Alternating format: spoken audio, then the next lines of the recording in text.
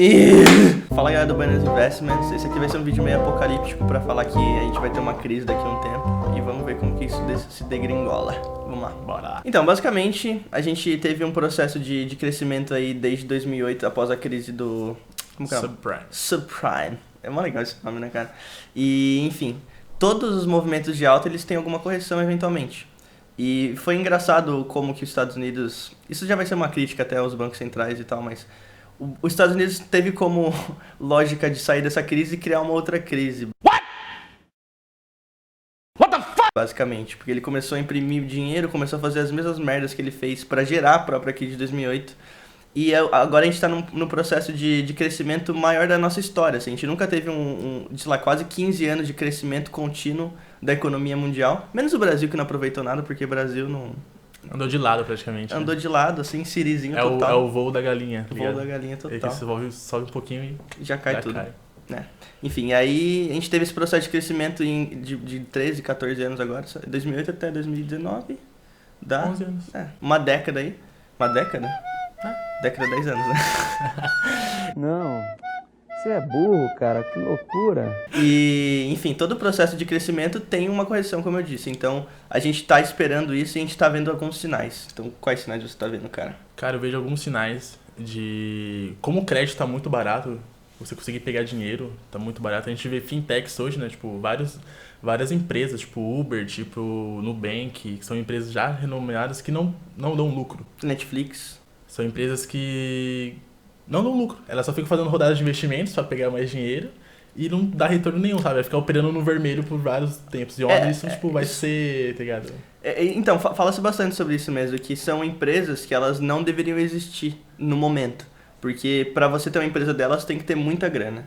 Então, é foda falar disso, porque a gente vai meio que especular em cima de um lugar obscuro. Tipo, o que aconteceria se não tivesse o Netflix, se não tivesse o Uber e tal.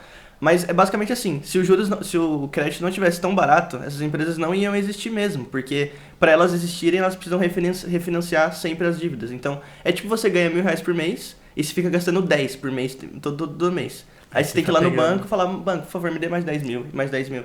E fica nesse processo, ou seja, eles nunca vão dar lucro, porque também eles têm uma dívida muito grande. Então até ficar no 0 a 0 vai demorar, ó. E isso é uma coisa que a gente vê bastante, o aumento da dívida. Quase todos os países estão aumentando, sabe? Então isso eu vejo como uma indicativa de uma possível crise. E o pessoal acha que país de primeiro mundo não é endividado? Os Estados Unidos é um dos países mais endividados que tem. Eles pagam as dívidas? Pagam, mas... A Europa também tá toda endividada, então assim, é um negócio que os países, eles são de primeiro mundo, eles são países bons, mas ainda assim eles ficam se endividando cada vez mais. E quando vem uma crise... A gente vê também assim que, pelo menos pesquisando assim, que a maioria dos países estão aumentando a sua reserva em ouro. E a gente sabe que o ouro é um ativo que praticamente todo mundo acaba fugindo quando há uma crise, porque obviamente ele não tem lastro nenhum com o governo. Que a gente sabe que a nossa moeda não é mais... Sim. Lastreada. É um ativo de proteção, né? Exatamente, porque assim, logicamente a demanda é fixa, né? Não, a oferta é fixa, porque não tem como você bater uma picareta no chão e vai sair um ouro, tá ligado? Então ele é finito. Finito, tipo, assim que a pessoa acha uma reserva de ouro, mas hoje ele é fixo, a oferta é fixa e a demanda... Deve ter mineração, mas assim, ainda o processo pra achar ele é difícil. E não é igual, tipo, imprimir dinheiro. Você não vai apertar, bater a picareta no chão e vai sair mais ouro, tá ligado? Sim. Então o pessoal acaba fugindo em momentos de crise pro ouro e a gente vê os principais países, os bancos, aumentando a sua reserva em ouro.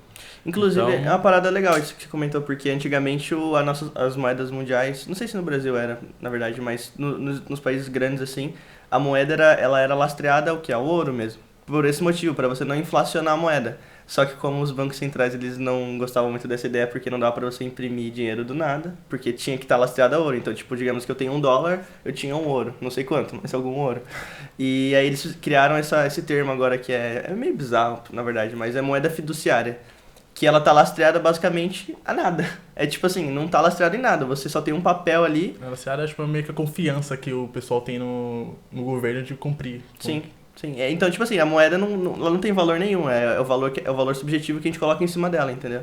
Então ela não é lastreada em nada e isso é até perigoso, né? Se for parar pra pensar, porque o governo pode... É exatamente isso, o governo pode ter uma picareta mágica, só que é uma grande impressora. Ele bate assim na impressora E puf, aparece dinheiro infinito, tá ligado? Então é isso, sabe? A gente tá vendo um processo já de movimentações engraçadas. Você comentou da taxa de juros agora? Então, isso que eu acho engraçado, né? Tipo assim, você vê que a gente estamos ainda com uma alta grande ainda. Verem que agora todo mundo tá esperando que venha uma recessão, mas sempre os resultados dos Estados Unidos sempre Exatamente. estão bons, sabe? Tipo, então, muita gente fala também sobre, pô, estar segurando, igual aconteceu em 2008, tá ligado? Tipo, segura, Tá ligado? Mas a gente não dá pra saber quando vai estourar. A gente sabe que vai ter, uma hora ou outra vai ter. Crises nesse sistema que a gente tem hoje, elas são sistemáticas. Sim. Porque é pelo processo que o negócio acontece, entendeu? Crises vão acontecer em um livre mercado, assim, sem dúvida, sabe? Pessoas vão tomar atitudes erradas. Mas com o governo dando aval, digamos assim, para as pessoas tomarem essas decisões equivocadas, tipo, toma crédito, toma crédito, toma crédito.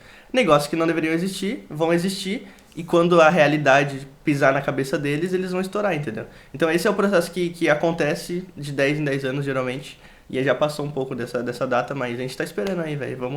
Vamos ter uma crise aí. Porque... Não é tentando dar um cenário apocalíptico, não, mas eventualmente vai acontecer, gente. Vai acontecer, então você tem que estar preparado, cara. É aquilo, até em investimentos mesmo, você tá 100% em bolsa, pode ser numa época agora de euforia, né, que a gente estamos vendo no Brasil principalmente, né, com essa alta que tá tendo no Ibovespa. Sim. E no mundo, igual teve daí em 10 anos praticamente, a bolsa só subiu, só dobrou de tamanho. Então, é uma coisa assim, você ganhar no curto prazo é uma coisa, beleza, mas o que na verdade faz você ficar rico é você sobreviver a essas crises. Então, sei lá. Você tomar o soco e não cair, né? É o conceito de antifragilidade. Só o último comentário sobre essas altas da bolsa, porque elas também estão atreladas um pouco a esse processo de impressão de dinheiro. Porque teve a impressão de dinheiro dos Estados Unidos era feita por um processo chamado Quantitative Easing. Um nome meio bosta, mas esse é o nome. Eles chamam de QE, né? Então, os Estados Unidos começou a imprimir trilhões de dólares lá. E é engraçado, porque quando se imprime dinheiro, inflaciona alguma coisa, certo? Então, por que a gente não vê inflação nos Estados Unidos? Porque eles começaram a comprar ações e começaram a colocar o dinheiro na bolsa. Recomprando, né? Recomprando, fazendo um giro lá que eles chamam, né? E o que isso fez? Fez a bolsa subir. Então, o principal protagonista nesse processo de alta na bolsa dos Estados Unidos, aqui no Brasil também, mas lá nos Estados Unidos, governo, né? Foi o próprio Estado comprando as ações. Então, essa alta foi feita por quem? Por eles. Então, onde está a inflação nos Estados Unidos? Está na bolsa dos caras. Então, a gente tem um processo inflacionário dentro da bolsa deles, entendeu? Então, assim, tem várias coisinhas que a gente vai pegando no ar, assim, que a gente fica, mano, isso daí vai estourar, entendeu? Tá estranho, né? Tá estranho, sabe? Então, enfim, fiquem ligeiros. E se a bolsa cair, galera, não se desespere, compra barato. O importante é você ter... agora é a hora do psicológico, né?